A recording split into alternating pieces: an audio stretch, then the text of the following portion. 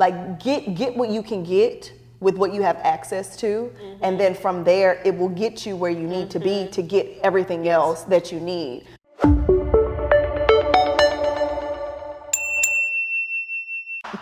Welcome back to It Takes the Universe. I'm Ashley, and today we have Miss Heather Harris. We're gonna put a little something here. Dang, you landed on them that good, JR? Shut up. All I did was just bring flowers. See, that's your problem. You're too damn nice and attentive. We want to switch out our song for a new one. No, can do. Rules are rules. You're either in with the song you submitted already, or you're out. The ladies must be coming for you. No, I'm spoken for. Very happily. Make sure you write that down. She just needed to know. We're back. Okay, so the first question I always ask everyone is, where are you from, and then what was your first creative outlet? I am from dirty, dirty Dallas, baby. From Dallas, Texas. I was trying to keep it clean, but you know, triple D. Yes, born and raised Dallas, Texas. And then what was the second part? You said What was your first creative outlet? dance. Ooh. Right. From what age? Oh boy. All I remember is my mother putting me in some ballet class that I did not enjoy at all. And then from there she just kept throwing me in that bad boy. And I started doing competition dance in like the 3rd grade, I want to say. Yeah. And still in ballet or variety of dance? It was like variety, so like pom, jazz, all that stuff. And so from the 3rd grade until I want to say the 8th grade, I was doing competition dance, which is, you know, included like contemporary and modern and hip hop, all these things, while taking ballet outside of school. And then for high school, I went to performing arts school for dance, which is then when I started doing the ballet. Well, I mean, I was always doing ballet, but that's when I really got my training in it. Yeah. Okay, so then you went to Booker T. Washington. Booker T. Washington High School for Performing Performing and Visual Arts. Yes. Okay. So Yeah. then did that open up beyond dancing then? Or were you still focusing on dancing when you got to high school? Like, So funny because I know enough, you do acting and singing, so I'm just like, when did those come into play? When did that happen? Right. Right. Since dancing was number one. Correct. So what had happened was I didn't want to dance no more before I even got to Booker I didn't T. think you wanted to dance to begin. I did it.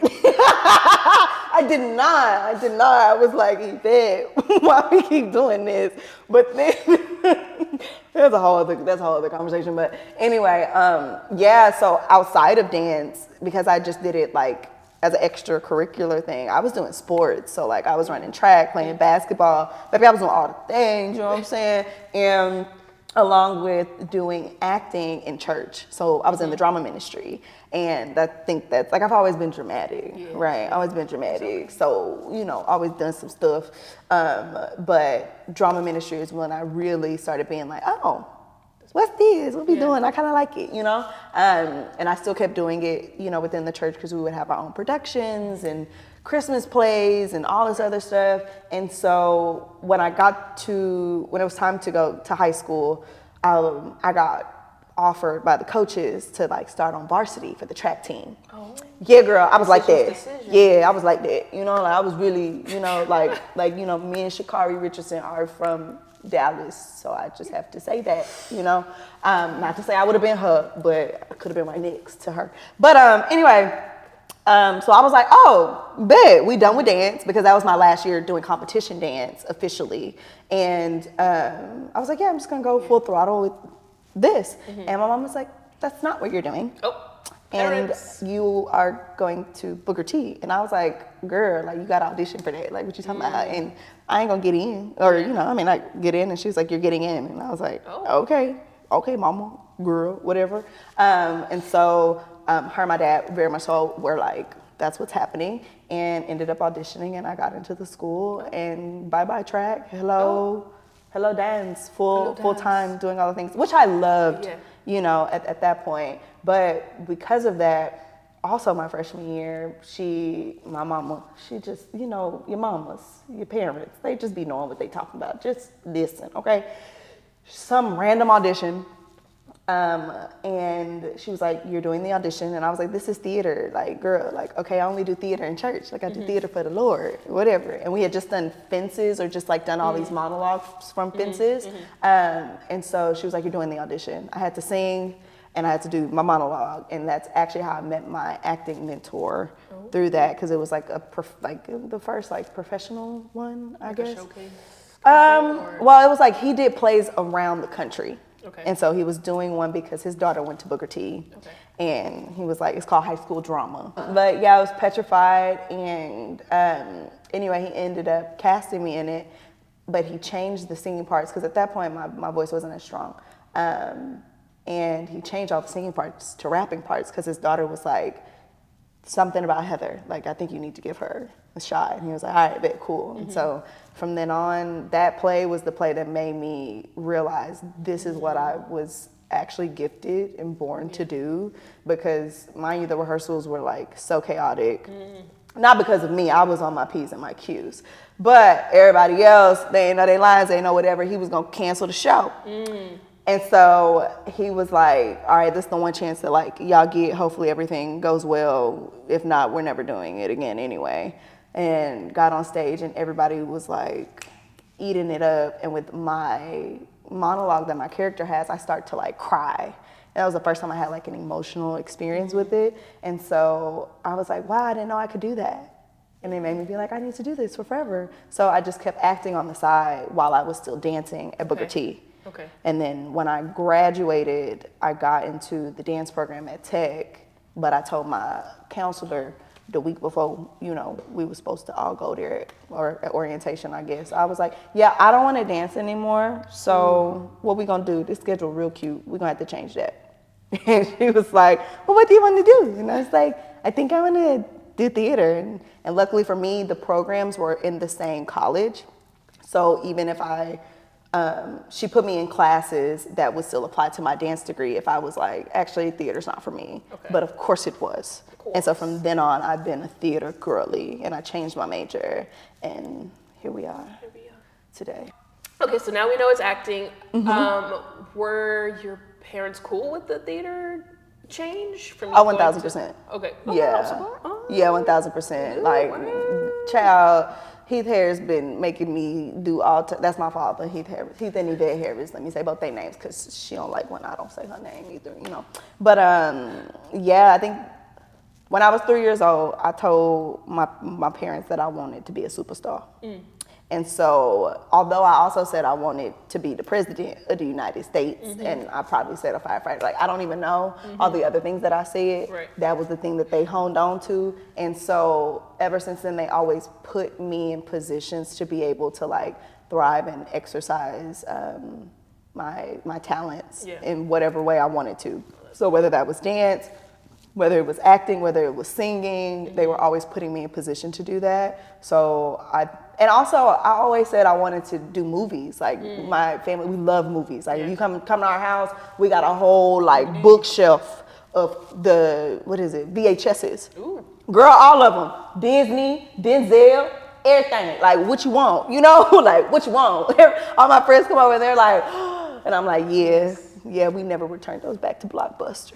Yeah, it never happened. They don't exist anymore. Yeah, so yeah, they don't, which is so sad. But I feel like they always knew, so they were totally in support of it in whatever form. And my mom always said that your talents will take you where you need to go. And so dance took me but so far to the next step, and then acting will take me to whatever next step it is, you know. So yeah. Okay. So now we got the degree. Yeah. So then, Yeah, the question so- I always ask people too is like, then how did you transition from like training in acting to then getting either your first agent or your first manager? I booked my first gig, my first credit on my own without representation, which is how I actually ended up getting representation. The Lord, won't He do it? Amen. And so that transition, I graduated. I was actually going to take like another year to graduate, because I just felt like I did not prepare myself. I wasn't like I was a great student, you know, like I graduated summa cum laude. Nobody really cares after, you know, you get out here. So I have to say that in my interviews, because I worked very hard for that. But graduated soon, I was graduating and all these other things, and I was like, I don't know what I'm gonna do, and there's no straight path for what to do after this, because I didn't do like the summer stock stuff and all that. Like I was enjoying my summers. I wasn't doing theater because I do that for school. And so anyway, I had to make a decision on whether or not I was going to graduate. And I remember God telling me, like, you're thinking too small. I just need you to leap. I need you to jump. And I was like, all right. So I leaped and I jumped and COVID happened. Little frog. Boom, little frog jumped right into the pandemic. And so my first year after that, I thought that I was going to be trying to, apply to agents and getting a reel and all this other stuff. Everything was shut down. Right. So now I really don't know what's happening. And so I ended up like taking some online master classes that turned into like an acting class, because granted I did theater, but I didn't do television or like film. Right. And that's a whole other medium that I did not know. I'm thinking that it's the same and it is not. And so I used my unemployment, shout out to unemployment, to pay for that so that I could, stay in class, because I was like, I don't know what else to do, but I know the next right thing to do, which is to stay in class. Yeah. So I met a homie, and shout out Dre if he watches it. And he taught me how to work the casting websites, because I didn't know anything about that either. I don't know about this hustle. I'm learning everything about this hustle. It is insane. Yeah. And so I finally took his advice and I set up my profile and I did it. And my first 2 audition tapes, my first 2 self-tapes, like really ever that I did was for $200 in Oklahoma and then some student film, because I was like, I gotta get a reel. Right. And that's how I'm gonna get the agent, because they not emailing me back. Right. But I'm thinking they not emailing me back because they don't like me, not because their office is closed because it's COVID. Right. Anyway, I did not hear anything back at first. And I get an email from the director saying, hey, we've been trying to get in contact with you because I want to give you this role. It's small, but I feel like it will prove fruitful. Hit me. And I was like, oh my God, girl, I ain't got nothing. So I call her and I'm like, hey girl, I ain't got nothing. And she was like, girl, like we've been trying to talk to you. And I was like, I don't have an agent. So I don't know why whoever's trying to reach out to me can't reach me, but whatever. She was like, can you be in Oklahoma by Thursday? I said, yes, ma'am. We hung up, whatever. I get all the information, finally get in contact with the casting director, whatever. That Friday, I'm at the callback for the student film. She texts me. She's like, hey, can you send me your tape again? We may need to bump you up to X, Y, and Z. And I was like, girl, you can have whatever you want. Like, what you mean? You the director, like, hello. And so long story short, I had my mom send the tape from my computer at home, because I ain't have it, I ain't know no better. And she sends it, yada, yada, yada. And long story short, the director calls me and she's like, hey, we want to offer you the role of whoever. And I was like, okay, cool, like whatever. And she was like, but I need you to be in Oklahoma tomorrow. And I said, oh, okay.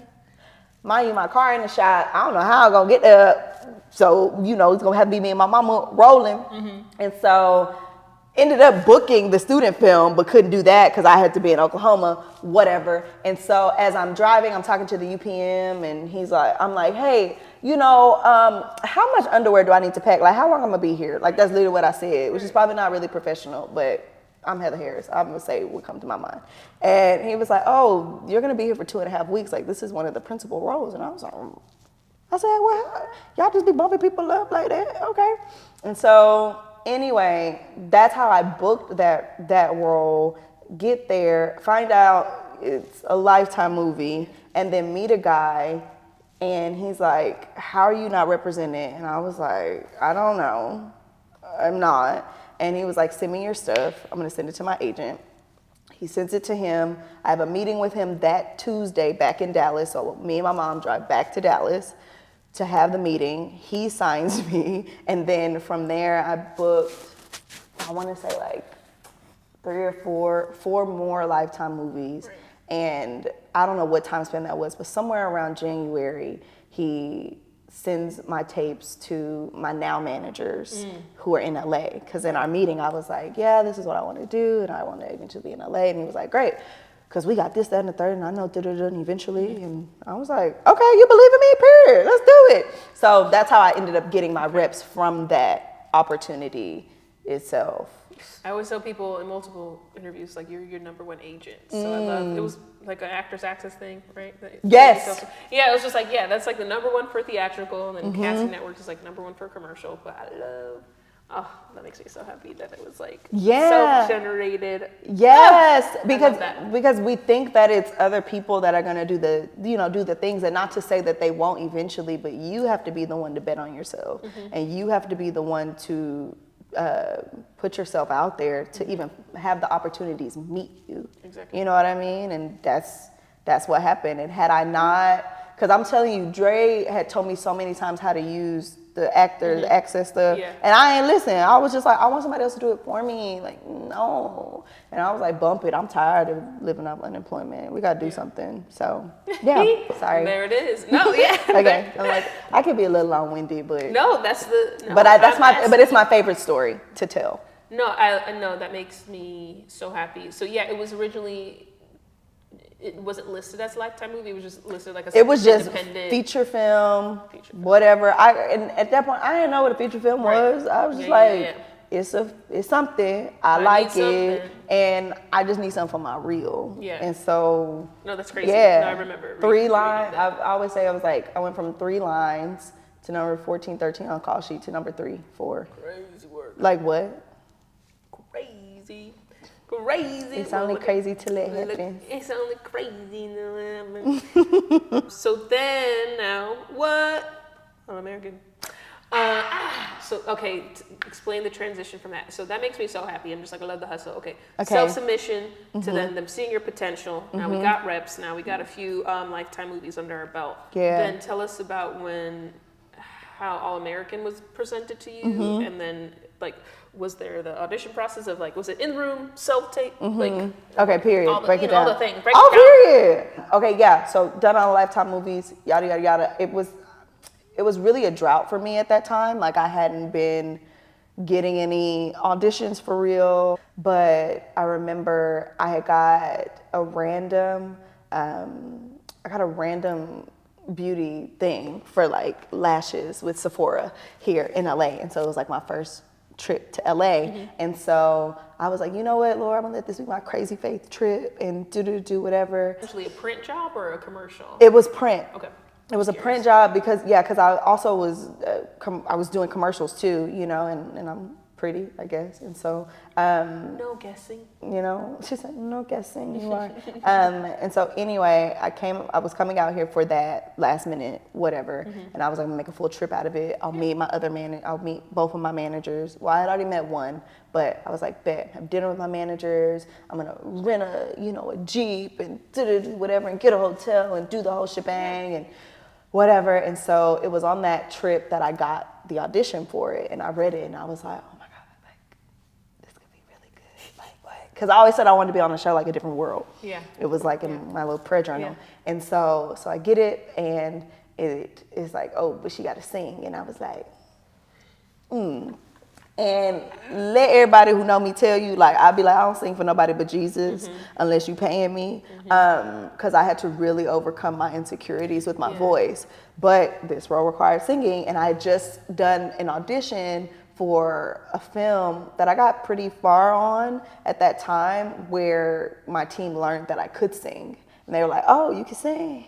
You've been hiding this? A skill from us? What? Why would you do that? Yeah. Bet. And so I was like, all right, Lord, I'm petrified, but let's do it, because I know that I love this character. So anyway, put it on tape, and I'm praying, and I'm, doing all the things and fasting, and my team loves it. They're like, this is fire. Like, I'm going after this one. Like, this is happening. And I was like, okay. I was like, whatever you say, girl, in Jesus' name, whatever. And sure enough, I remember I was leaving another print job in Dallas, and she calls me on three-way.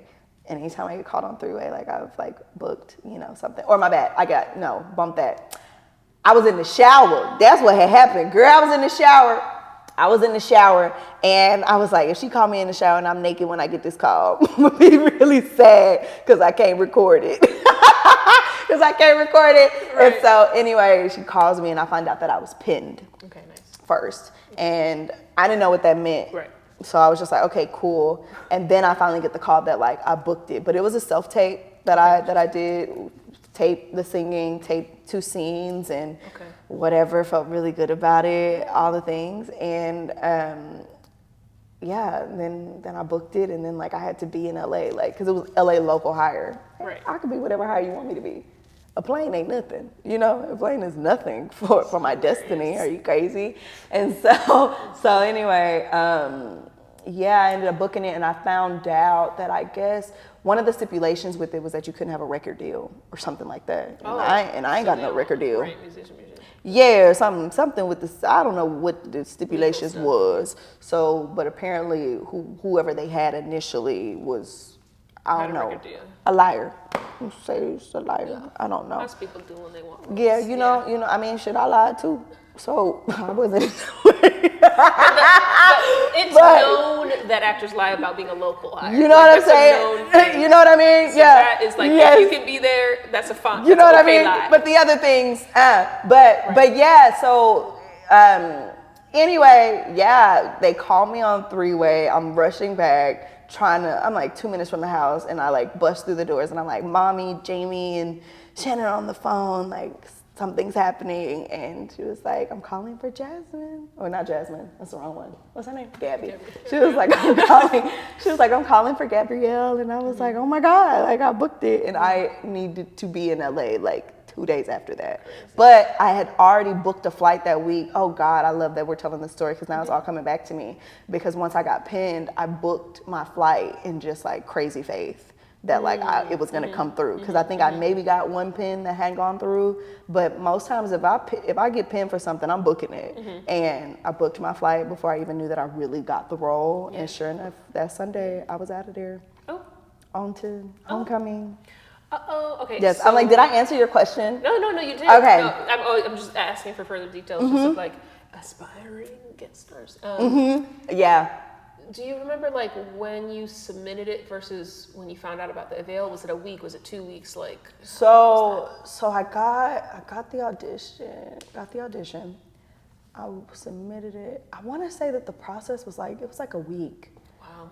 It was like it was like a week, I want to say, because I remember like maybe a week and a half, but I feel like the lapse in time was because they were having to deal with whoever, whatever was happening. Which even that story is a little finicky to me. Like I don't know too much about that. Yeah, like I don't know all the details about that. I don't want to know. Don't need to know.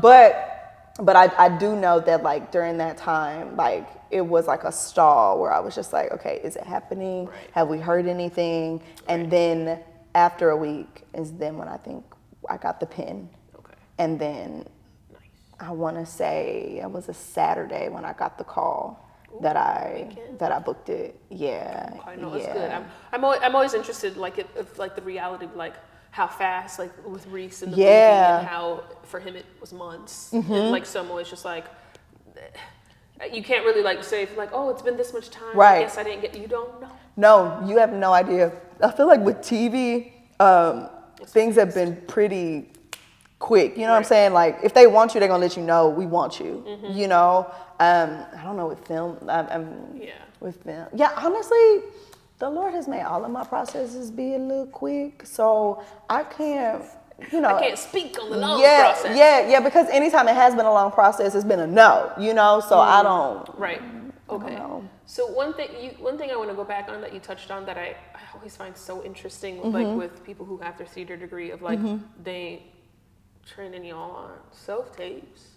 Or how to get an agent or it's crazy work to me. I'm just like, you spent money on your theater degree, what I'm saying? And they didn't have like a business and class. They didn't. Yeah. So just to go back a little bit and then we'll go back to All American. So then what did you feel confident about when you were first booking those Lifetime movies about your acting abilities versus like what did you learn from those movies? Now that's like you're on film, not on stage. So I'm always curious is like, okay, with your training, what you feel good about, but then also like we were saying, the training didn't cover everything. Yeah. So what did you like learn from those Lifetime movies? From the Lifetime movies, I learned so much. Glad you asked. I learned so much of what to do and so much of what not to do as well. And I think because during the pandemic, because right before the pandemic, I was like trying to audition to go to graduate school, and that didn't work out. We're gonna talk about that. Yeah, that didn't work out, but it didn't keep me from continuing to seek the knowledge that I knew that I needed. But also I realized that I was trying to use that as an excuse to not just try and see what would happen. And so with me taking that Zoom acting class that I said, that was the class that taught me about film and like how to, do the self-tapes and all the other things. Business, and granted, I will say, like, towards the end of my theater degree, we would have we had a summer intensive or whatever we had to do, and they would have I remember people coming in to talk to us, and they would tell us the business things, but no one really ever. And we had a class that talked about having the backup and all these other things, but it didn't really prepare me for how rugged it was, and how different it would be. And so I had to seek that knowledge out. And I think because I did seek that knowledge out, that's really what gave me the confidence, I guess. Or no, I take that back. I've always been confident. Let me say that. Let me be very honest. I feel like there's an adrenaline in me that just kind of kicks in and does whatever, where it's you know what, I'm gonna use everything that I have, and if it's wrong, somebody will tell me. Yeah. But at the end of the day, I'm gonna go into this space being fully me with all that I know, and then it'll take me wherever. And so I definitely feel like on those Lifetime movies, I learned, how movies really work. I didn't know that they shot things out of order. What you mean y'all ain't started from the beginning? Hold on, cause I ain't even built up my emotion yet. And I'm supposed to be emotional about this girl. Day one. What? Day one? Oh my goodness, so I learned those things and about the cameras and about crew and Crafty. Love them. I learned about, Crafty. But also how to work under pressure. How to, some night shoots and stuff like that, how to work with different personalities and not to allow that to, then seep into your work in that moment. I learned a lot. I learned a lot from those movies. And I think I also learned what was possible for me to continue to do, and that I knew that was not the level that I wanted to stay at. Right. Yeah. No. I just like the reality of that. No, good lessons. Just you learn how to adapt, especially when you talk about being Black in those spaces too, because that's why I was like, when you said that, when I looked on your little IMDb, and I was like, oh, she's done quite a few. And then we also, I guess we can skip to that too. We'll go to him, but it's basically the Lifetime movies. You're sorority girl, gorgeous. We know. Thank you, right? We know. And then Gabrielle and Almer, gorgeous. We know. And then of course aspiring athletes. What do they have? Gorgeous girlfriends, right? Do you feel we know you're talented? Do you feel like you're being kind of like Gabrielle Union typecasted as just? Which we love Gabrielle, but I think she said for. Forgetting this movie. Is it the 10 Things I Hate About You or something? No, it's a movie, I don't want to say recently, but that it was kind of her first dramatic role. She was playing the mother to her son who was gay, and she didn't. In the military? Yes. I know. Don't know the name. Don't know the name, but I know what you're talking about. That one. I know it. So she was talking about in some certain interviews where she felt like she was never really given opportunities for those roles, and then kind of became kind of in her own shell to just stick to typically the gorgeous girlfriend, and so she was even afraid to even finally do that. So I guess when I was looking over your things, I was just it feels like Gabrielle Union. Do you feel like the auditions you're getting do have range, or is it typically gorgeous girlfriend, beautiful secretary? Do you feel because mine is always quirky, comedic, best friend. You know what I mean? I'm just curious if you feel that. I feel like I've been noticing it more recently. And I guess that is something that has the potential to be happening. And and because it's so, like, it doesn't feel early in my career, but it is so early in my career, I'm like, oh, I'm catching this now. I'm seeing this now, and I don't want to be pigeonholed. I mean, I just even love that you just compared me to Gabrielle Union. Yes, because, like, immediately. That's when I was looking over your thing, I was like, this is feeling like. oh, yeah, so sweet. I love that because someone else said that in a comment. They were, what did they say? Oh my gosh, she was like, Heather Harris is like criminally underrated, and like she's supposed to be our Gabrielle Union, and I was like, what? Okay, but yeah, I definitely. I mean, I felt that way as I've looked over certain things. But what I know is that it's not my beauty that booked it. I know that for a fact that it's not. It's not my beauty that booked it. My beauty may have gotten their attention. My talent and my gift is what solidified. You know, those jobs for me, because when I get the feedback of like my tapes, when I'm talking to, you know, the casting directors and the producers, they're just like, yeah, when you did this, we were like, like we knew you were gorgeous, but boom, you know, and so being able to follow that up, I do pray that I continue to get like those opportunities. And I think even with Gabby, throughout like the seasons, I definitely feel like they started to give me more, you know, material to do the thing, because obviously like with that role, it was, you know, guest star possible recur. Right. And then they loved me because of who I am on, you know, set. And, you know, people like to work with people they like at the end of the day. So then when second season came around, I was like, oh my gosh, like, this is fun, this is cool, dude, whatever. And then third season is when like I was really like, oh my God, like I can really, like, y'all are really trusting me to do this, and I get to rise to that moment. And kind of, you know, advocating for Gabby, especially like towards the end of things. But yeah, and I also feel like, I don't know if this answers, it's in the realm of your question, so I'm going to share it. I also feel like that's what's been so important about me being in class outside of this, and like really making sure that when those opportunities do come, whether they book me for it or not, if my team is able to get me an appointment for something that does not, you know, fit whatever mold or box it is, I'm able to show up and be like, hey, she can do this. Granted, you may already have somebody else in mind for this because of X, Y, and Z, but just so you know.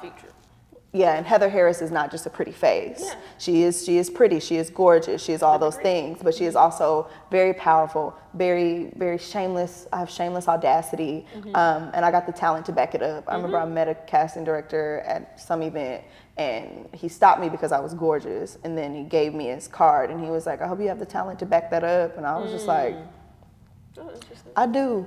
Will I? Do I? Yeah, because even as I'm thinking about it and like sharing it, I'm like, that feels backhanded to me a little. You know what I mean? Where it's just like, okay. Because yes, like, yeah, you have talent as well, and yes, I feel like yes, do some people maybe book roles because they're gorgeous and maybe the talent is not there? Yes, but in my personal opinion, not fact, it's typically not POC. Absolutely not. Because I'm going to be 1,000% honest with you as you're saying this, right?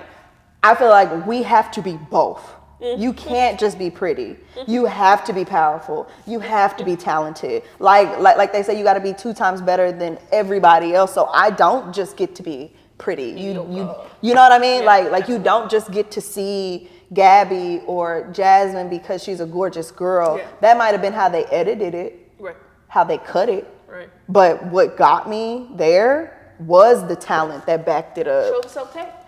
Show the tape. Show the tape. Show the tape. Because I'm going to tell you right now, I love all my tapes.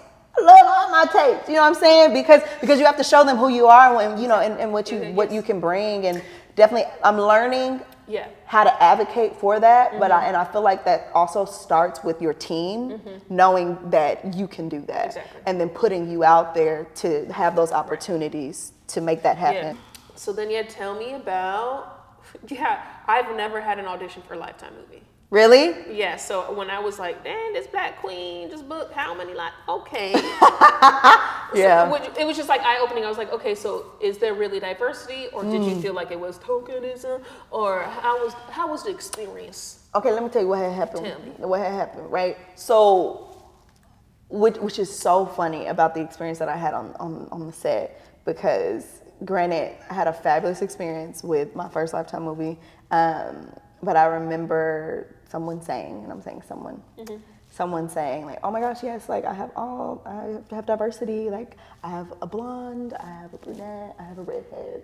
And I was like, okay, period. Now, mind you, remember, my role was supposed to be bookish pledge. I was supposed to be in there for 2 seconds. I was not supposed to be a part of the sorority, wasn't supposed to be any of those things. It just kind of worked out that way.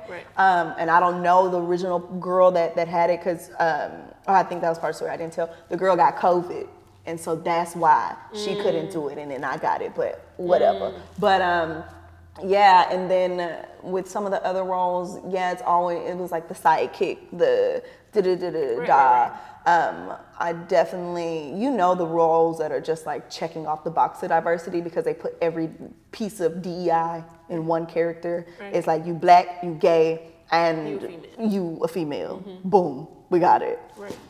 Anyway, sorry. No, it's hilarious. Instead of just like 3 different diverse people, let's just have but I also feel like it was because the second thing that I booked, I ended up having to like go to Oklahoma to go in person for that audition.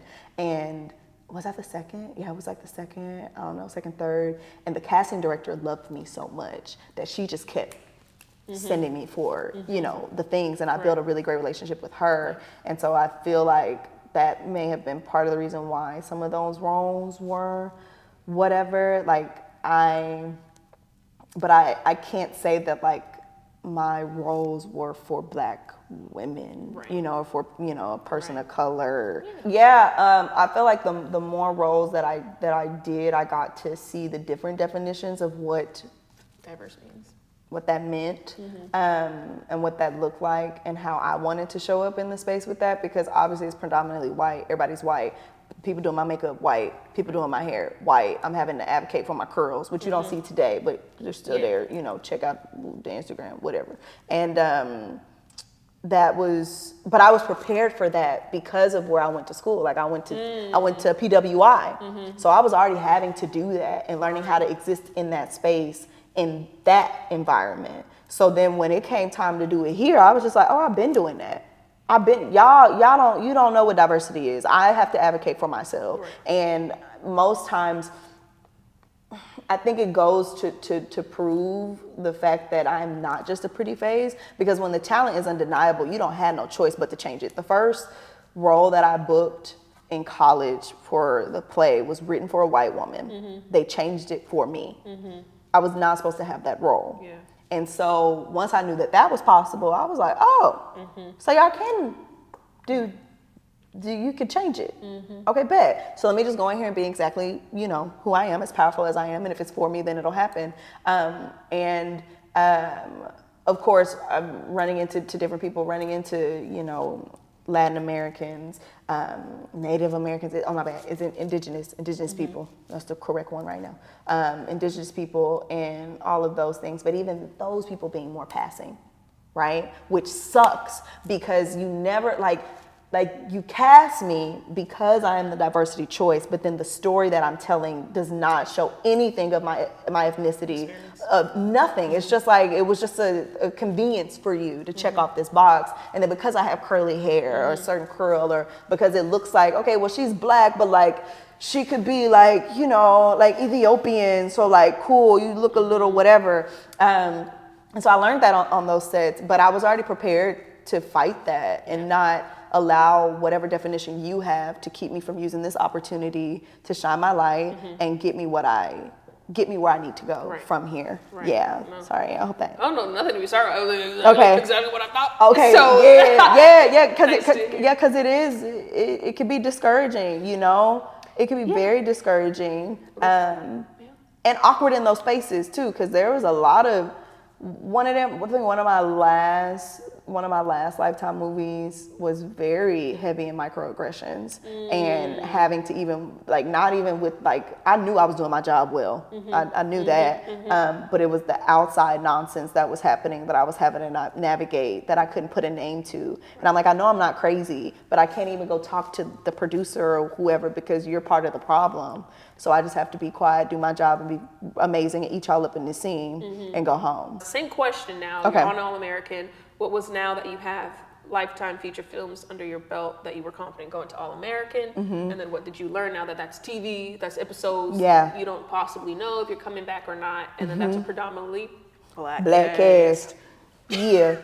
Tell us about the experience. You know what I'm saying? Let me tell you something. Yes. I loved every bit of working on Homecoming. Like I also think that the beauty of me being a guest star recur was that I got to like be there and be a part of it, but also like sit back and learn and watch and you know study everyone and how they were handling the thing. So like a lot of like certain things I didn't see or whatever the case. So my experience was wonderful. Like obviously no experience is perfect, but wonderful as far as like me learning so many things of how to navigate certain politics that I wasn't aware of.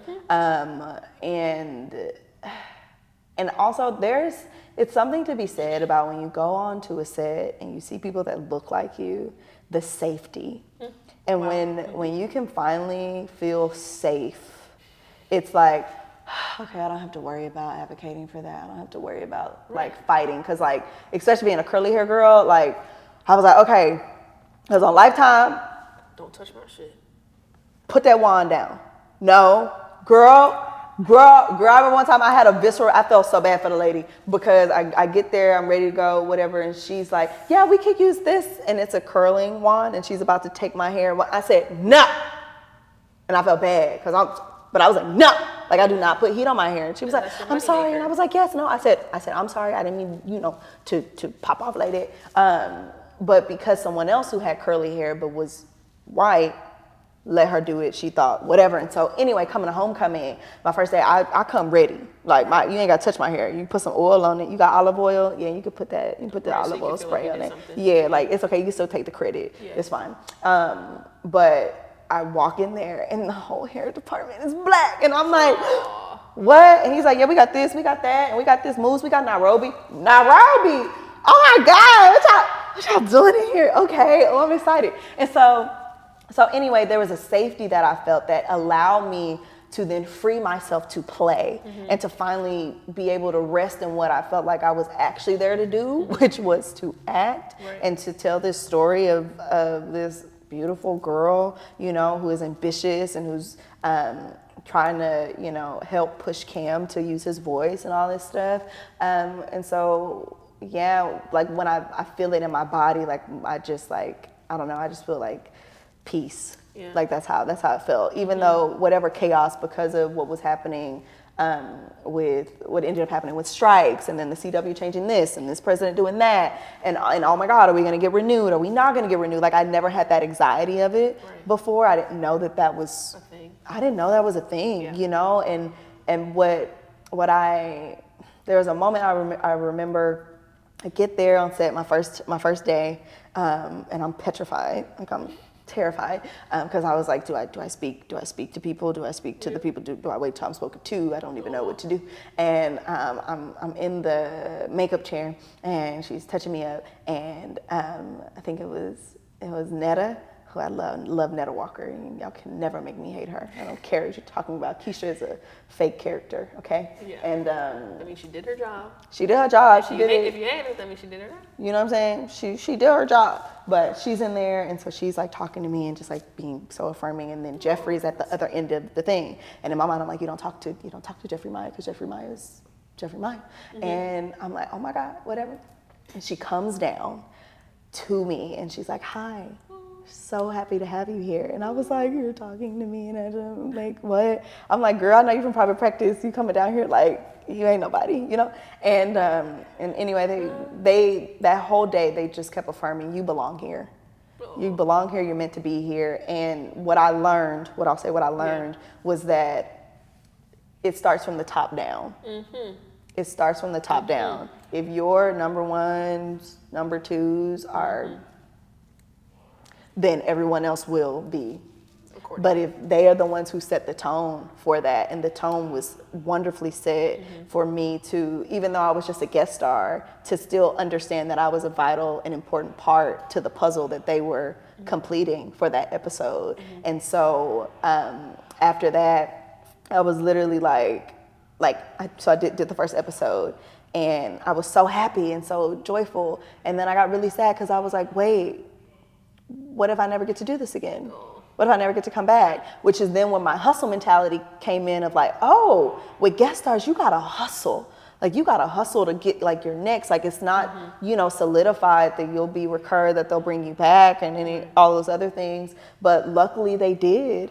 And it was because they liked me. Like I remember coming back second season, which I didn't know that was gonna happen. So that was, when I found that out, I was like, ooh, yay, okay. And I remember coming back and I was talking to Marquis, who ended up being one of the showrunners.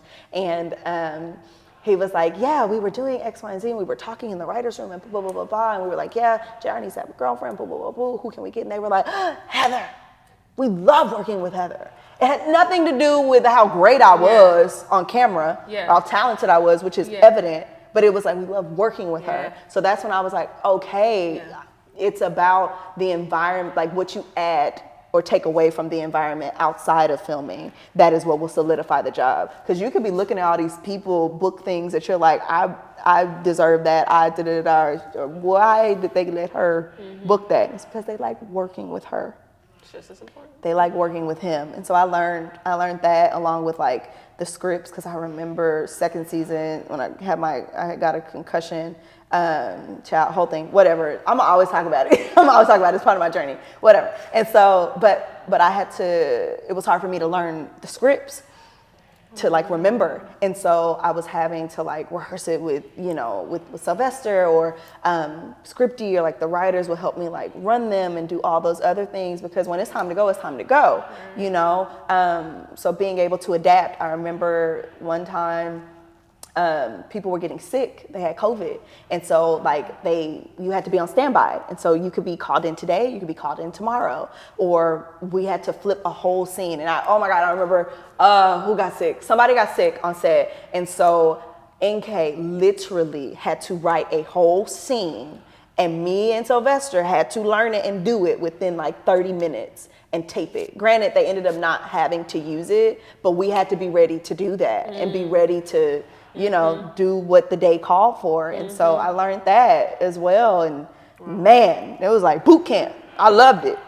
Woo, sorry. No, nothing to be sorry about. I'm interviewing you about your journey. There's nothing to be sorry about. I'm just like, woo, no, I'm taking it in. Okay. Yes. Okay. Woo, yes. Yeah. Changes, script changes, that order changes. Yeah, I'm glad you brought up the politics of like when networks do change precedents and how that, because. And budget, when they cut the budget and what that does. And how that impacts, because there's sometimes you're like, oh, they're not bringing me back because they don't like me or because I'm not talented. No, they don't have the budget anymore.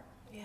There are so many factors that go into the decisions of things that have nothing to do with your talent at all. Woo!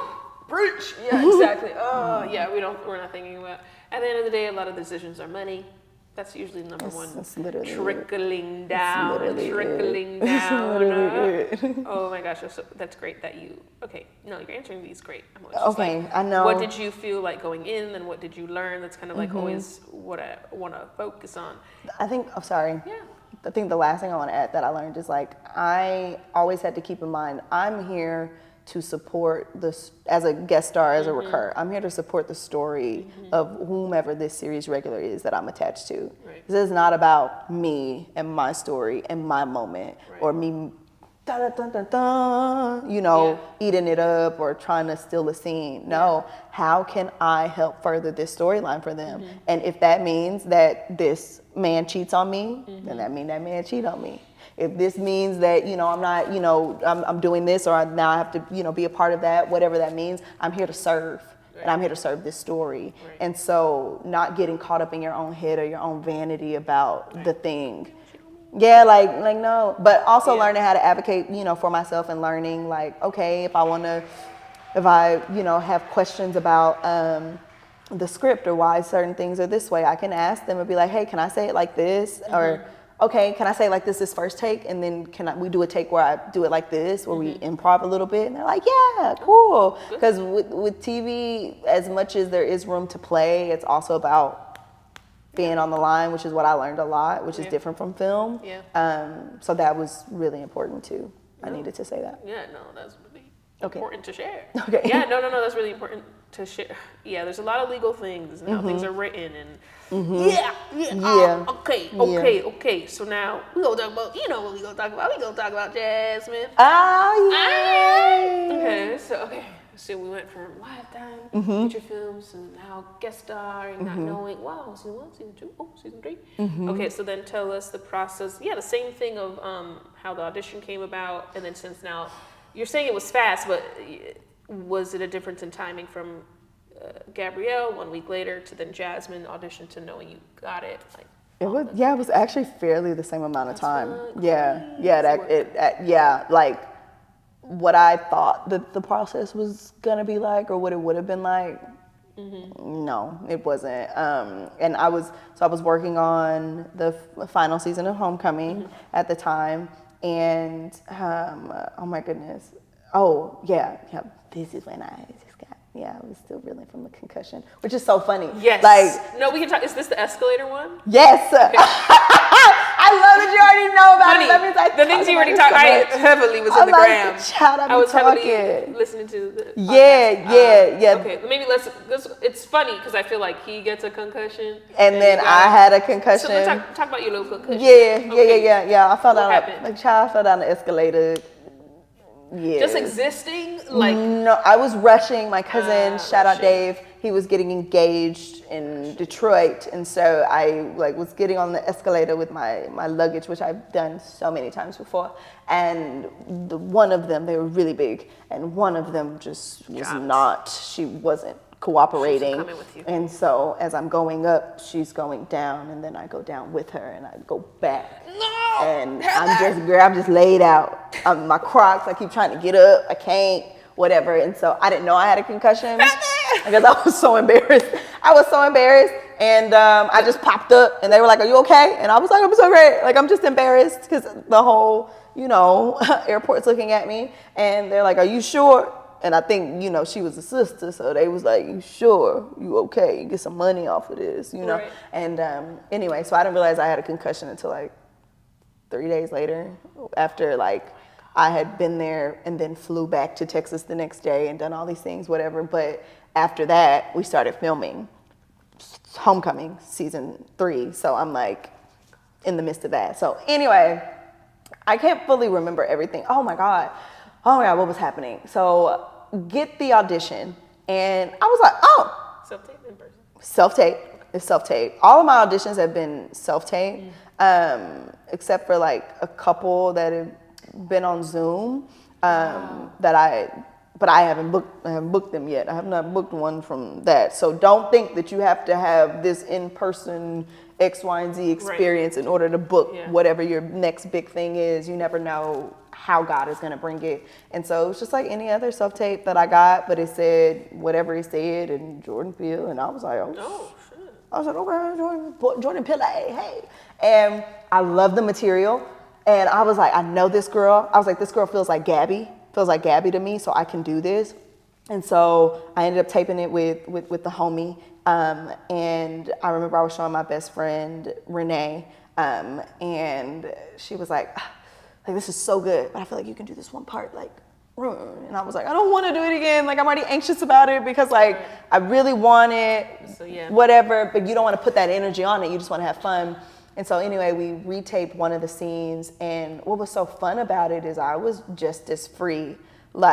I always do a moment before at the top of my tape that activates me into the scene. And so it's so funny because who said that? I think it was Jamal. He's one of the producers. I think him and Justin, they were like, yeah, in your tape, like it starts off with somebody trying to come in the bathroom. And obviously they changed the whole scene around. Yeah. But they like trying to come in the bathroom and I'm trying to like calm Cam down or, you know, like drink water and they're banging. And I was like, hold on, I need a minute, I'm taking a shit. Like, that's what I said. That's what I said. And I said it just like that. I was telling her she needed to do comedy. She's not listening now. She's telling me, you know, this is her moment. You know, and so, and I think it was written in, maybe it was, maybe it wasn't. I don't remember, but I ate it up. And I was like, this is golden, whether they pick me or not. And so anyway, send in the tape and go about my business. During that time, I was on my way back to Dallas for whatever reason. I'm always going back to Dallas, child. I just be doing that. And so go back to Dallas. And while I was about to take off, my manager texts me and she's like, Heather Harris. And anytime she like says, Heather Harris, something is happening. And so, because at that, I think I did an audition for that and I did an audition for Grey's Anatomy that I thought was like really chef's kiss. Right. And so she texted me and basically told me that I was pinned for him, and it was called Next Man Up or Go Next Man, whatever. Right. It was called Next Man Up at the time. And so I was like, shut up, like, oh my God, I'm pinned. It felt really good, whatever, but anything can happen. Right. So there, that was a Tuesday. That Friday, we found out that my aunt had passed. And that was a whole experience, but I had to go back and fly back that Sunday to be able to go to work that Monday for homecoming. And so I have all these emotions, all of these things. And I remember waking up that morning, getting ready to, you know, go to work. And I was like, you know what? I was like, I get to go to work today. I get to do this. And I'm pinned for a Jordan Peele movie. Right. I'm doing all right. You know, whatever. If anything happens, whatever. And sure enough, on the drive there, my manager calls me. She's like, hold on, I need to buzz in thus and so. And anytime they buzz in somebody, I book something. Yeah. And so I was like, what did I book? And I'm thinking it's Grey's Anatomy. I'm not even thinking about Next Man Up. I was just like, child, them people done forgot about me. They don't really, like, they don't want me. It's fine. And because I'm thinking about the process. I'm like, to be in a movie, you got to do a chem read and you got to do this, and there are more steps to it. Right. And it wasn't. And she was like, I'm calling for Jasmine. And I said, excuse me. I said, don't you play with me. And she was like, girl. I said, girl. And so that's how I found out that I booked it. And so the time was nothing. It was the same thing as homecoming.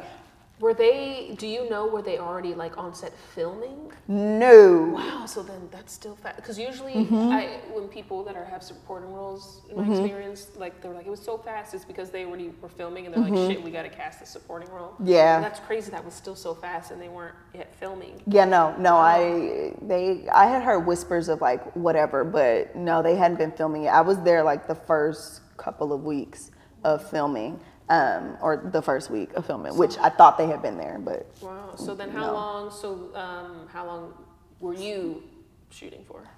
So boom. So that happened. That was in February. I want to say I had like this year. No, last year. I was no, like, girl, right? They edited quick that. time.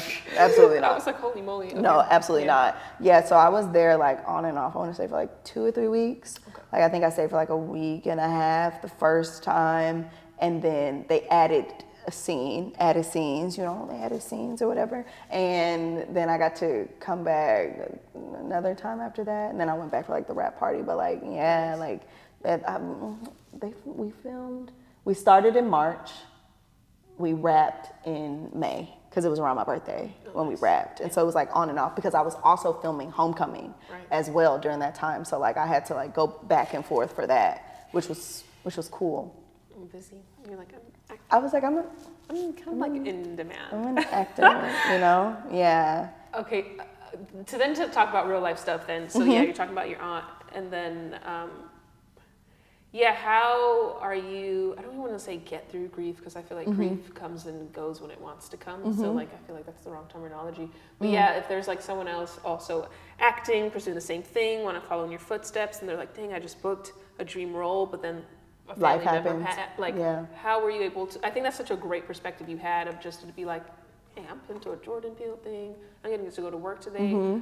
Was that POV a parent? Was that POV you had to work for? How does one get to a productive right? POV How do you grieving make so the much? pain productive? Exactly. I honestly, after my aunt passed, and then I found out that Monday I booked it, I thought it was a gift from her. I did. I was like, girl, stop. I was like, you passed unexpectedly, you got to heaven, and you got to work. I'd be a fool to be sitting here being sad and devastated. Like, what? What? But yeah. I mean, it's ebbs and flows. I also feel like working was a gift for me to be able to work through my grief instead of just like sitting in the things, which I wasn't necessarily able to do this past year when my papa passed because I hadn't been working, so I just had to sit with it. And learning how to like navigate those things. But if anything, it just reminded me not to like, you know, take what I get to do for granted, you know? And my family is what like fuels my fire, you know, because they're so supportive and so amazing and all of those things. And I would just always be like, you know what, God, I don't know why you chose me. I don't know why you chose me to do this. I don't know why you chose me to do this at this time. I could be doing anything, or I could be like them, you know, and you could call my card. And so let me serve this moment well with all the things that I feel. And I also feel like I lean on my community a lot. I lean on my community a lot, and I'm a big person. I think about legacy a lot, and so I'm like, if I am a part of their lasting legacy, let me make them proud in this moment. That doesn't mean that I don't cry, because I cry all the time, but it does mean that I'm going to show up because I know that it is bigger than me, and that I'm not just here because of me. And I don't just represent me. I represent my family, who you will never know all of their names, but I know their names. And I know that we all come from this bloodline, and let me, you know, be able to add some type of greatness, you know, to this, and make, you know, lemonade out of these lemons. Because if not, the other alternative is what? Right. To not do it, to quit, to be depressed and down bad. Like, absolutely not. I joked with my friend, I was like, what is all this pain for if not to get me to my Oscar? What are we talking about? The life experience, like, because as much as my idea of acting has shifted since I graduated, because it's not about how you look and what you put on, and all those things are important as well to, you know, fully paint the picture. But these life experiences that you have, that we get to live through, are fully a part of our characters, and you get to bring that to your characters. Those are the colors that you get to paint with. And so when I do get to step into whatever, you know, role or whatever, I'm bringing all of that with me to fuel the fire for that character. I don't care if she is just there to be pretty. There's a story behind that pretty. There are tears behind that pretty, like all of us, you know? So if anything, it makes me go harder, because I recognize that this is all bigger than me at that point. Because also then the resentment, or not the resentment, but like the guilt can creep in of like, dang, I'm out here chasing this dream and I wasn't there for that. And I didn't get to spend this much time with them. And I didn't get to do this and do that like I said I wanted to do, because I've been, you know, working and yada, yada, yada. And so it's, for me, I was like, well, let me make good on that. Let me make good on that, because it wasn't for nothing. I didn't miss having these moments with them for nothing. Right. So we got to keep going. Yeah. I love this POV. Yeah. That is bigger than you. Wow. Yeah. I'm like, I know I be yapping, but it's some wisdom in there. Oh my gosh. Okay, crazy. I can't believe you had a concussion. You're literally like, I can't even remember. And it's like not even a joke. You're like, I can't even remember everything. I'm like, that's literally crazy. Okay. So, I don't know, there's two questions that are first, like, kind of like, it's like your parents, and then it's like God. I love it. Okay. I love it. So, yeah, a lot of your captions and even how you speak and like, God is good, isn't right, all these things. Has that been your whole life were you raised religious, or and then was it always something you so confidently leaned on, or were there ever times where you're like, man, I'm praying, this ain't working, I'm done with praying, or like how has what was your, I guess, faith journey? My faith journey. Oh wow. Yes. Yes. Born and raised, loving the Lord. Didn't have no choice to love the Lord. Even if I did, I would still choose to love the Lord. And because He's the only reason that I'm here. Like I actually don't, there is no way that I could be doing what I'm doing or have persevered to make it to this point without believing in something bigger than myself, which is God, which is Jesus Christ, the Lord. Because, everybody be like, God, the source, Jesus. Okay, let's make it very clear. And yeah, I mean, like my godfather, he's a pastor, like he's a preacher. Shout out to my G-daddy. Like my parents did great in picking my godparents, okay? And always in church. Like I used to love going to church. I love going to church. And I would like even write like little notes to my pastor after service. And we like went to like a mega church. So like they would pass little things out and I would write a note to him. And I'd be like, Mommy, can I go give it to him? And she'd be like, yeah. And so I would go give him my little notes and whatever. Like I just love it. I always felt safe there. I felt safe. I felt alive. I felt like, because kids are mean. Kids are mean, people be teasing, bullying. Oh my God, you know what I mean?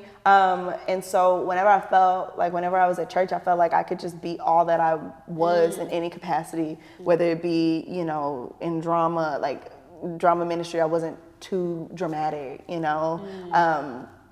I did not get to do dance because I was dancing already, but I got to thrive in so many different ways and really get to meet myself and know myself and meet God through those opportunities. And my parents, like my mom always made sure that we was in the church house. Like I used to watch my mom she would wake up early to go to an early church service at one church, and then because she knew we were sleeping in, she would then come back, get us dressed, and then we as a family would go to this other church that was up the street. And so I think she modeled the importance of having your own relationship with God, her and my dad, because they have their own relationships and they look different. Like every Sunday, my dad, he gonna get early in the yard and we gonna hear the gospel blasting, you know what I mean? And I mean, I also went to a social justice church too.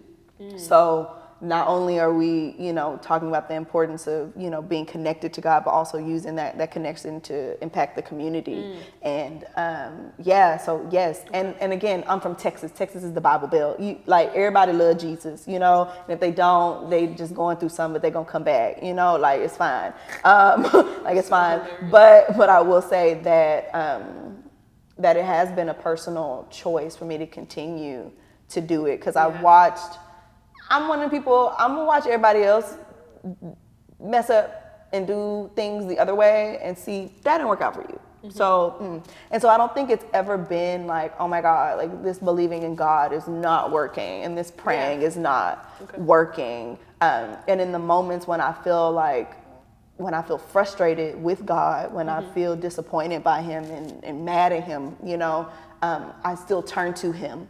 I don't view Him as some, genie that you rub, and as soon as He's not giving you what you want, then you're not connected to Him. No, that's actually the time I need to be the most connected to Him, because somebody has to guide my hand through all of this journey and through this uncertainty, because I know for a fact what I'm destined for, and that I'm destined for greatness. I don't know how I'm going to get there, but there has to be somebody bigger than me carrying me to that. I can't rely on me, because I tell people all the time, I was like, if I had it my way, I would be a lawyer like my father wanted me to be, okay? I would have a stable job. I would not be doing this.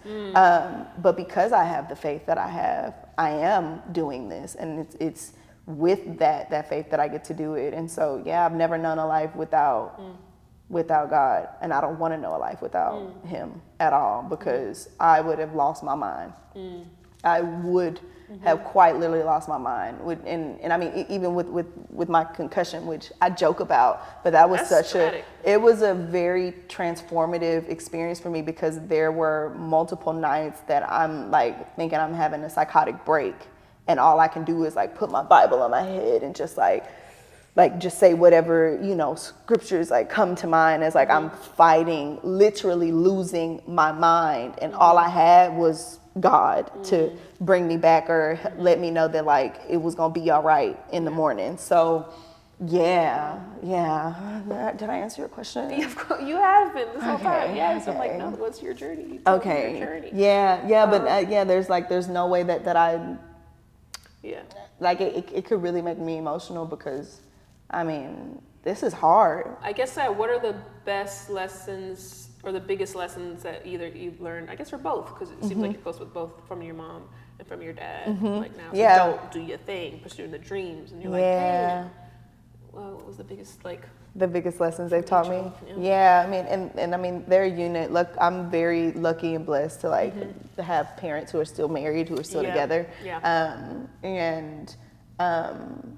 What I was just on the phone with them too. They're so funny.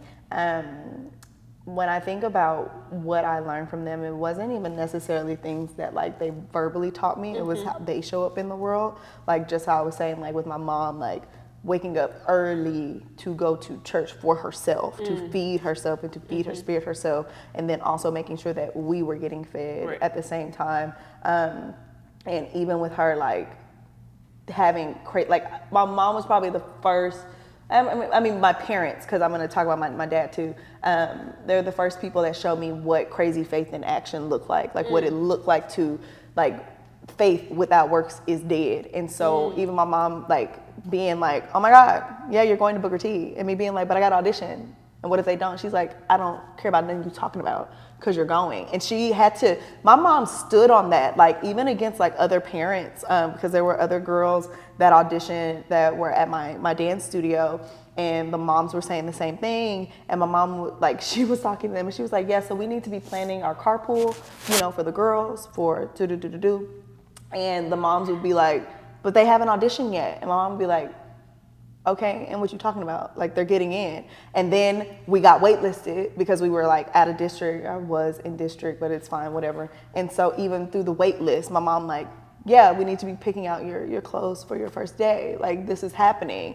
And me still being like, okay. And then when it did finally come, my mom like, yeah, duh, like I said that, you know. And then even, you know, with my dad, he's a prosecutor, attorney, and I can remember like him running for office several times and not winning at that, and still trying the next time around and fighting for this dream and fighting for, you know, the calling that God put on the inside of him, even in the face of the no's, you know. And I feel like both, like they're like that crazy faith and that perseverance and that tenacity and resilience is what was modeled for me to be able to walk in and do this now. So even in the face of things not working out for me like I would like for them to, when I'm like so close and I'm right there and I can't break through, me still being able to dust myself off and continue to pursue this thing is because of them and what they instilled in me.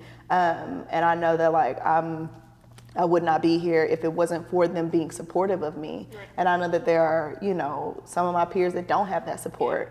Their parents are like, hey, so you sure about this? Hey, don't get me wrong. Heath Harris asks me every day, you sure you want to go to law school? You sure about that? Be like, I think you need to really look into do. And I'd be like, yeah. I'd be like, okay. And I just, you know, take it in. Because they want the best for you and they want you to be okay. Yeah. They want you to be okay. But my parents have always been so supportive. I remember I had a friend that asked me when I graduated college, she was like, do you feel pressure from your parents to like get a job and like have it figured out and like da-da-da-da? And I was like, no. I don't actually. I was like, I actually felt that from my partner at the time, like the person I was dating at the time, not so much as my parents, which is normally the opposite, right? And so I've been blessed in that way, and I'm continuously blessed by them, and I think that's, yeah, I'm like, I feel like I'm their fruit, you know, and I, yeah, like that fire is inside of me, that perseverance and resilience is inside of me because of them. What I like to also ask people is like, okay, your whole journey, like, I'd like to ask the worst piece of advice and the best piece of advice. Oh, that's good. So either the worst piece of advice somebody gave you or you overheard and you want to tell someone watching this, don't listen to that. Don't listen And to them. and then this vice versa, the best piece of advice either that you personally want to give them or you've been told that has stuck with you. So I always like to ask worst and best. Oh my God. I'm like, I know. I'm like, honestly, whatever the worst advice was, I don't remember it. I really don't. I threw that That's out an the answer. window. I mean, I just like they threw it out the ignore it. window. Well, because not this journey is going to be different for all of us. Like no person's journey is going to look the same, and you learn that as you get in it. Where it's just like how this person got their yes is not how you're going to get yours, and so you have to be open to. God surprising you and using, these detours to get you where you're meant to be. And so I'm trying to really think about advice that people have given me that's been funky, but I really threw it out. I think this idea about having the perfect headshot or having the perfect agent or the reel and all this other stuff. I booked my first gig with nothing. I had no reel. I had a raggedy headshot that my homeboy took of me, because he was going to a photo class and I was like, you want to trade, because I just knew I needed something to get in the door. You know what I mean? Yeah. But I didn't need any of that. And honestly, you don't get what you can get with what you have access to, and then from there it will get you where you need to be to get everything else that you need. And it is true. It is not just about the talent. I thought that, oh my God, if I'm in the classes and I'm doing the things and I have all the things right, then that is going to be the key to opening the door. And it has not done those things. It has nothing to do. Yes, be talented. Be the best that you could be. Push yourself to be better than you could ever imagine yourself to be. And also understand that it is all so much bigger than you. There are some things you don't get cast for because your hair color, because they already have somebody that has curly hair, so they need somebody with straight hair, or they need somebody, that's a little taller because he's really tall or he's really short, or somebody that doesn't upstage. Oh my God, we were in class and one of my classmates was giving me feedback, and she was like, the only reason why I would see you not booking this is because someone would look at this tape and say she would upstage every single person. And we cannot have that. Our number ones and number twos would not be okay with that type deal. You know what I mean? So you don't know the things. So that's a thing. I think one of the best things that I feel like I've learned, and this specifically came from being on set with him, on him, was I love telling the story of meeting Justin for the first time, who's incredible, and him, just being you had no competition, and I was like, oh, excuse me, come again, and I've carried that with me because you don't have any competition. What is for you is for you. You have to go in there and show those people who you are. Nobody knows what you're made of unless you tell them and you show them. And you can't be worried about what somebody else is going to do, or if someone's going to, have this look better than you, or da-da-da-da, because they're not you, And also, don't wait for people to give you permission to be you. Because they don't know what they're looking for. We hear that all the time, and we're like, but they do. They don't. They don't. And even when they think they know what they're looking for, you could walk in the door and change everything. But if you don't walk in that door as with all power and with all might and knowing of yourself, and show up in that moment with everything that you have, then they don't get to meet you. And they don't even know that you could have been it. You know what I mean? And you're robbing yourself of the opportunity to just show people what it is, because you're trying to exist in the confine of this box of what you think they're looking for. And sure, let them look for it. And let that be what they end up booking. That's happened plenty of times, where it's you know, they're like, For the audience. yeah, they're like, hey, like they really, we loved you. Yeah, we loved you. Yeah. Such a, like, I am now a fan of your work because of this audition process, but they went in this direction with this, but it does not discount the impact that your talent makes for down the road. You know what I mean? So yeah, I think that'll be that's probably one of the biggest lessons, one of the biggest things of advice, especially for people like in it right now, is like, give yourself the permission to like go for it. Don't wait for the director to tell you to do the things. Present your ideas. You know what I mean? Even, and I mean, there's like more leeway in film than it is with TV, but even then, like my last episode of Homecoming, I was like, nah, Gabby wouldn't say that. I know her well enough now to know that. And I went to the writer and I said, hey, I have some ideas.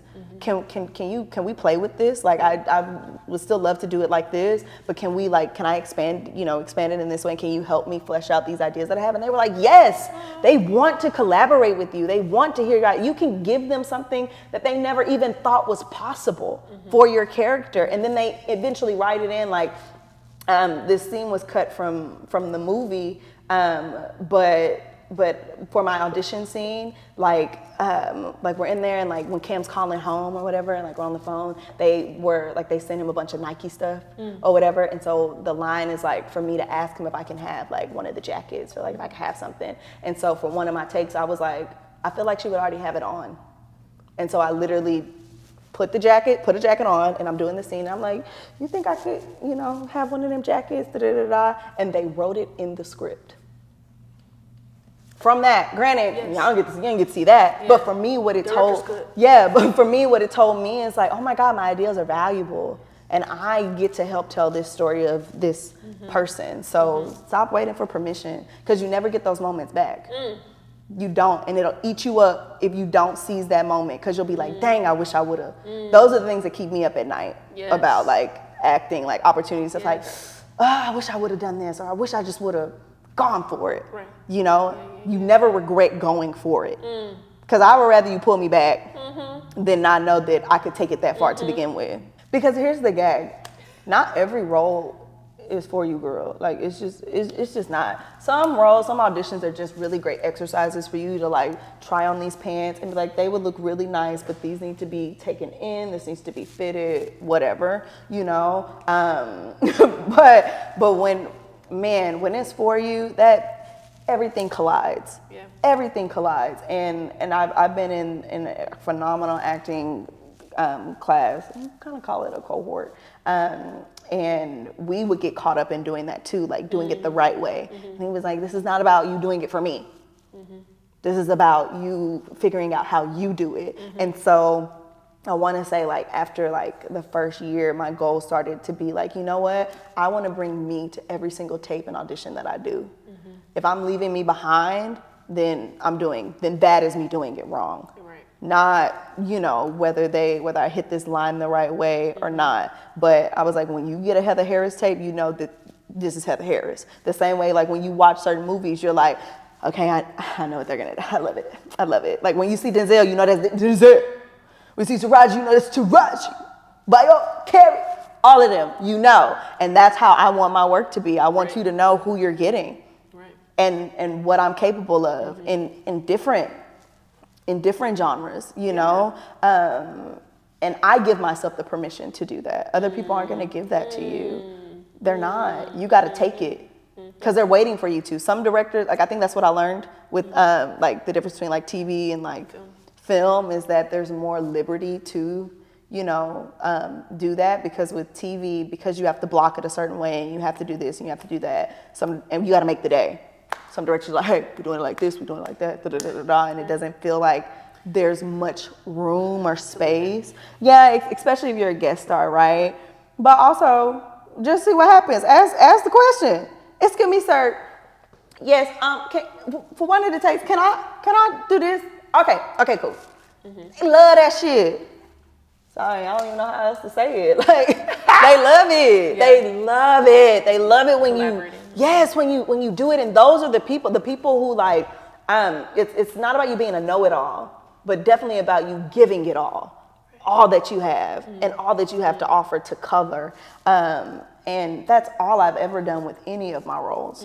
With from Sisters for Life to him. That is how I've gotten every single one of them. I didn't like play by the books of it. Like okay, like literally I turned 3 lines into a whole moment. Right. Same thing with anything, like you make it your moment.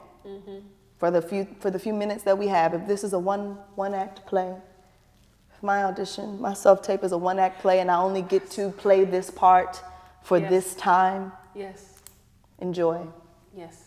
I'm with you. Yeah. Yeah, that's something I feel like I've learned too. Like, because there have been casting director workshops and certain acting coaches that have said, this is a co-star, don't put any personality on it. Like, that has been said. But then it's like, yeah, if you're not bringing you or having fun, then what's the point? Yeah. Because then a lot of other casting directors say, sure, I could see maybe why people say that, but then it's not like we're getting bad tapes. We're just say we're calling in 10 people, 8 of the tapes are the same. Right. They're watching the same thing. So bring you. Because you ain't like them. I'm not like you. You're not like me. There should be, they should be getting 8 different tapes. Yeah. Because it's 8 different people. And they're not, because rather than us playing the idea, you're playing the idea. You're not having an experience for yourself of what this would be like if I was in these given circumstances. And granted, you can't do that for, for everything and every role. Some things are actually very, by the book. Here's your coffee. Yeah. You know what I mean? Like, it's just, like some things you don't need to do too much with. But at least let it be true to you, especially for that day. Right? Like, I think sometimes we think that, we have to like put on. We're like, okay, let me put it on. And sometimes it's not about you putting it on. It's about you being honest. Like we were talking about, if I'm grieving, I'm grieving. I'm grieving today. And this is really hard for me to do this scene, and this is how this would exist, with my character having to compartmentalize grieving while also having to have this really hard discussion with her husband who is doing X, Y, and Z, or like with Cam, like I'm grieving, but I have to be here for my boyfriend who is literally about to lose his mind because X, Y, and Z has happened, but I can't let him give up on himself. The same way I can't give up on myself. So how can I allow that to be the fire to that? And because you're trying to put it on like, well, I think a good girlfriend would, you already cut yourself out.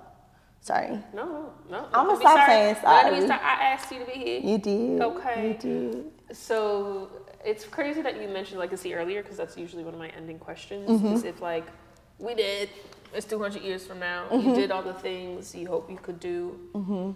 And there's a newspaper article, Heather Harris. What do you want that article, your legacy, to be? Oh my heavens. Super light question. It's such a light question. Yeah, I just thought it was like synchronicity that you mentioned earlier. I was like, a lot of people don't even say the word legacy. So I like that one. It's bigger than you. So I was just like, what do you hope? You did all the things. You did all the films, the movies with all the actors you always wished you did it I with. would literally pass out and like, I can't wait. can't wait. In Jesus' name. Yeah. Like 60 minutes. Yeah. This is time. Looking back on Heather Harris. Like, yeah. I would hope that, I've always wanted to, obviously like we want to have like impact and all these things, but I would hope that whatever my legacy reflects is, never to settle, number one, not to settle for what the world says that you could or couldn't have because fear is comfortable, it's comfortable to not like face the fear, you know what I mean? I would hope that the same way that like I have watched some of my favorite actresses and I've gotten to see and be inspired by them as a little Black girl is the same way that I can inspire some other little Black girl that is told constantly, you're too dark, your eyebrows are too bushy, you do not fit this mold, and X, Y, and Z, but that she knows despite all of that, there is a lane that she can create for herself,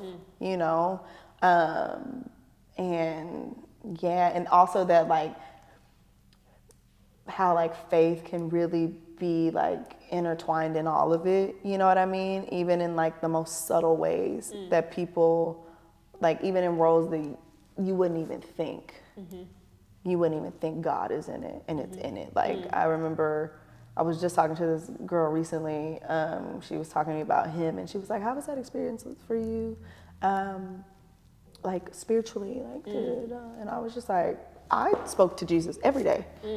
He was all up and through that for all of the people that I spoke to on that set. So I don't, but the story that he's trying to tell has to be told through a unconventional, you know, vehicle and vessel. And so, yeah, I'm like, I don't want to say the cliche answer of like, I want people to feel seen that look like me, but like I really do. Like I really do. I want people to like be willing to bet on themselves in a way that they couldn't even have imagined betting on themselves. Like I would hope that my legacy, both in film and outside of film, you know, does that like that I push myself past my comfort zone and God blessed me on the other side of it, that she has shameless audacity to really go for it and not settle for what she could have had or what she should have just taken and been okay with.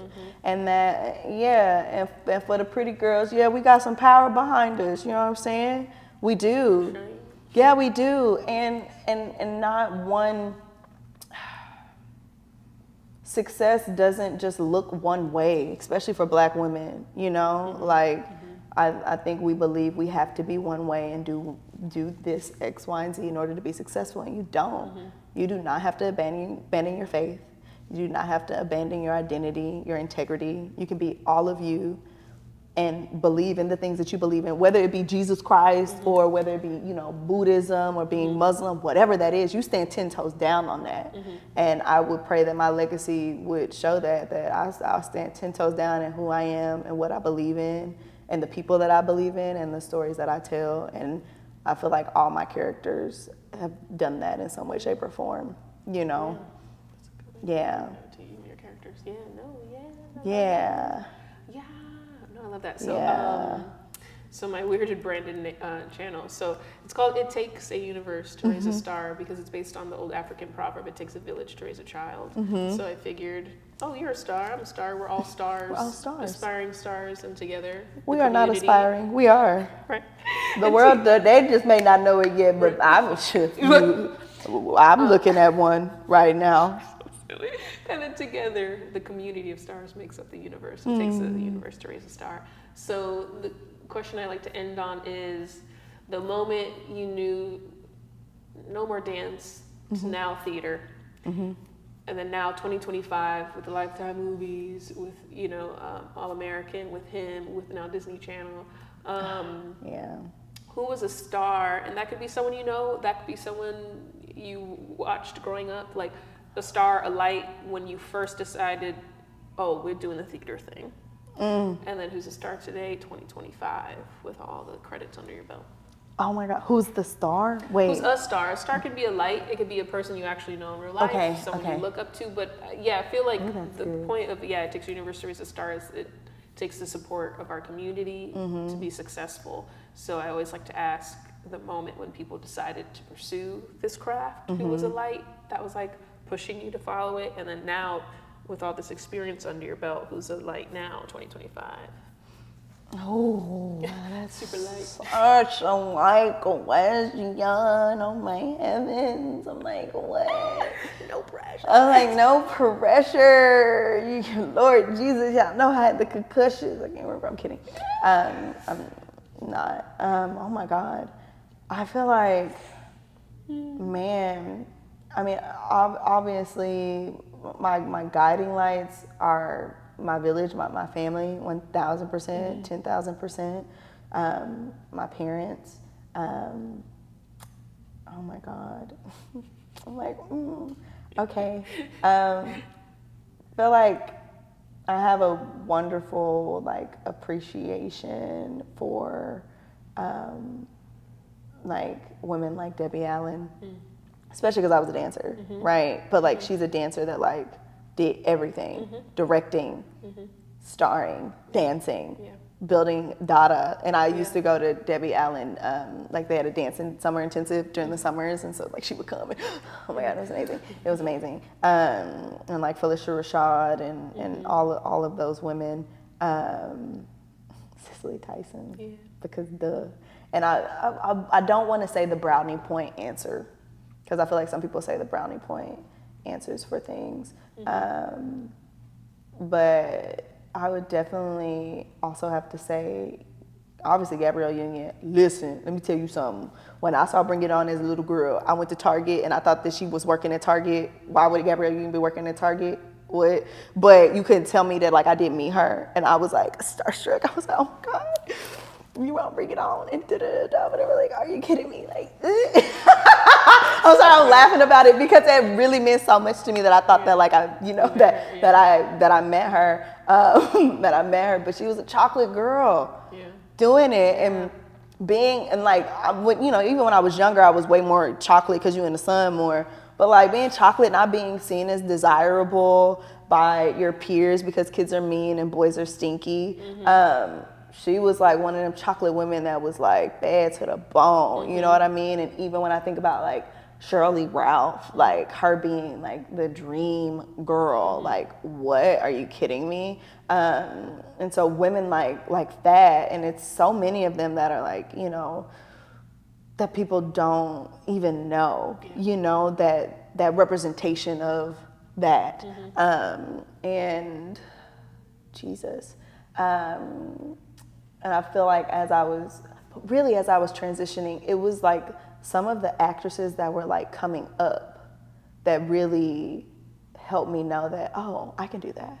And I can do that. And I could do that. Like Lex Scott Davis. Like I remember watching, it was my freshman year in college. And I remember like watching the Toni Braxton biopic. And I was like, oh, who's this girl? What is she doing? And like, she's new. And so maybe when I'm new, like, this is what I could do. You know what I mean? And watching, you know, from this side, like this way, like, you know, people say it's not about going here, it's about going there. And I feel like that is what is true of my light now, along with like my family members who have gone on that I feel like carry me in this season of my life. It is the people that I'm coming up with that inspire me the most, because they are so, oh my God, it makes me emotional because they're so good. They're so good. And there's so much like talent that does not get appreciated. And because of how hard it is right now in this season for our generation to really be making this stuff happen with streaming, it's like my prayer is that their light doesn't burn out. And so I thoroughly enjoy and value serving as a light to them. Like, I think I'm in this season, especially like during the down times of things, sometimes you gotta be a light to get a light, you know? And I enjoy being that for all of my peers that I'm watching soar and fight and just get better every freaking day. Like my best friends and my classmates that I'm in class with, and watching them win. And I'm like, wow, you're so amazing. Yeah. And you're doing it. Yeah. And it helps me to keep doing it. Right. Like on a daily basis, because it's easy to sit here and talk about, you know, the stuff that happened years ago or whatever, but how did you make it through the day? What did you do, you know, to like keep believing in yourself, to wake up and not rest in defeat, you know? And so I feel like they're the ones that light my fire, because we in the trenches together, you know? Yeah, I hope that answered the question. Yes. Okay. And where can they find you? They want to follow your journey, Heather. Oh my God, you can. You can find me on Instagram. You know what I'm saying? Heather Harris _ You can find me on YouTube and on my podcast, Somewhere Between with Heather Harris. That's the thing. Where else? Oh, child, you can find me on Netflix. You know, All American Homecoming, because it's still streaming, and we love, you know, paying a little bill with a residual check, and on him, which is streaming. And you can rent and buy it on, Apple TV, Amazon, because I bought it, so you should buy it and watch it. Oh, and Disney Channel, Electric Bloom, get into it. Yeah, DJ Kim. Period. DJ Kim. Thank you for being here today. Thank you for having me. Oh my God.